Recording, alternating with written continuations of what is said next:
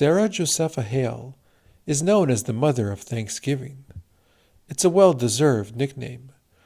In 1846, Sarah, who became famous in part for creating the nursery rhyme Mary Had a Little Lamb, began lobbying U.S. politicians to make Thanksgiving a national holiday. Advocating consistently and passionately for nearly 2 decades, Sarah saw her efforts come to fruition when President Abraham Lincoln made the official declaration in 1863, amidst the Civil War years, hoping to do as Sarah believed would happen, help bring a divided nation closer together.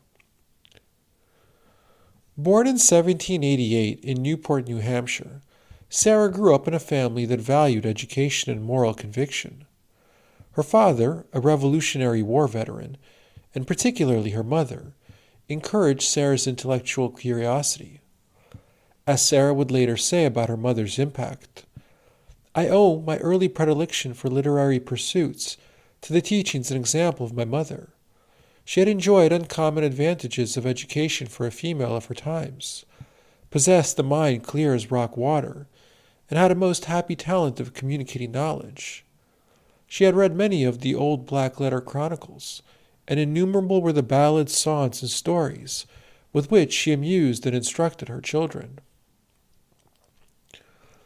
Sarah's upbringing instilled a lifelong commitment to education, self-improvement, and the belief that women could and should contribute meaningfully to society.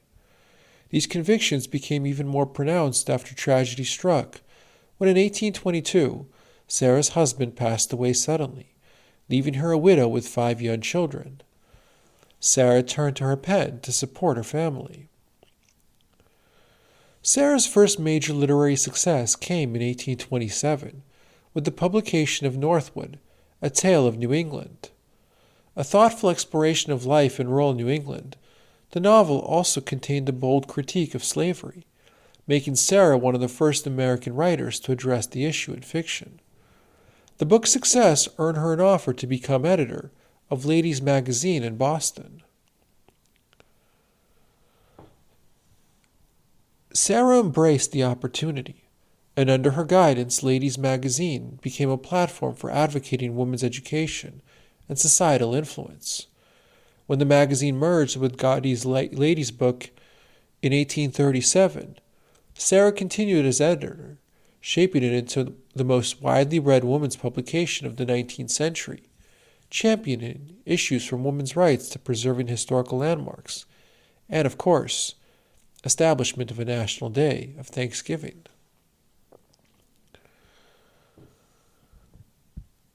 While Sarah is remembered for her literary contributions, arguably her most enduring achievement remains her campaign to make Thanksgiving a national holiday.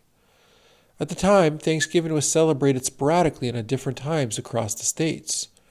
Sarah believed a unified day of gratitude could help foster a sense of shared purpose and national identity.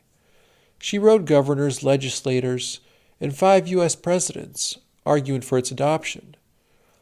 And she argued for it in her editorials, writing in one from 1861, "What could do more to arouse and preserve the fraternal feelings which should exist?"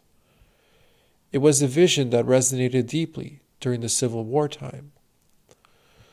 When President Lincoln issued his Thanksgiving proclamation in 1863, Sarah's nearly 2 decades of persistence bore fruit.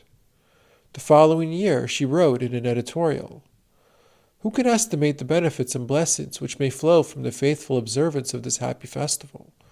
For one day the strife of parties will be hushed, the cares of business will be put aside, and all hearts will join in common emotions of gratitude and goodwill. We may even hope that for one day war itself will cease by common consent, as was the custom in the Middle Ages during the solemn church festival known as the Truce of God. And it is not impossible that sentiments may then be awakened which will aid in bringing on that return of true union and peace, which is so earnestly desired." Sarah would continue writing and advocating for social progress. She passed away in 1879.